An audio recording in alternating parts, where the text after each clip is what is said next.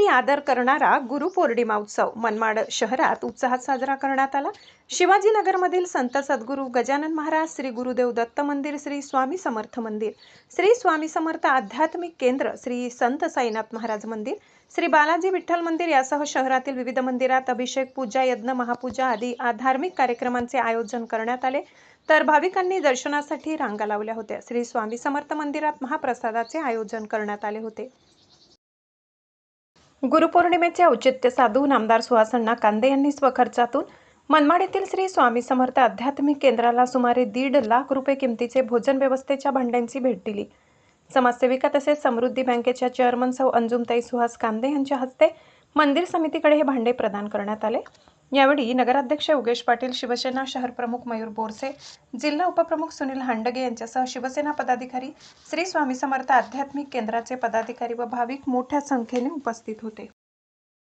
चांदवड मनमाड महामार्गावर शिंगवे शिवारात रस्त्याचे काम अपूर्ण ठेवल्याने चालकांचे नियंत्रण सुटून टोमॅटो घेऊन जाणारा ट्रक पलटी होऊन चालक व क्लीनर गंभीर जखमी झाले, तर टोमॅटोचे मोठ्या प्रमाणात नुकसान झाले। या रस्त्याचे काम तातडीने पूर्ण करण्याची मागणी वाहन चालक व स्थानिक नागरिकांनी केली।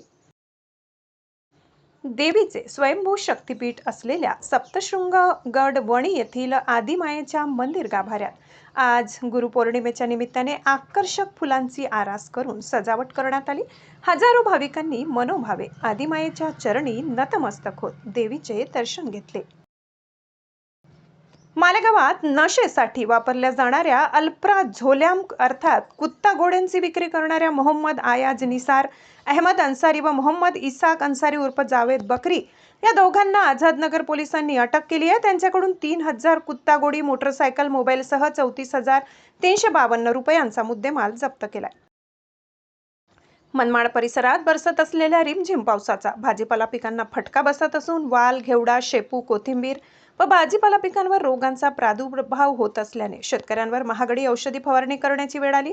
एकीकडे भाजीपाला पिकांना कवडीमोल भाव मिळत असताना दुसरीकडे मात्र औषध फवारणी करावी लागत असल्याने शेतकरी वर्ग हतबल झालाय।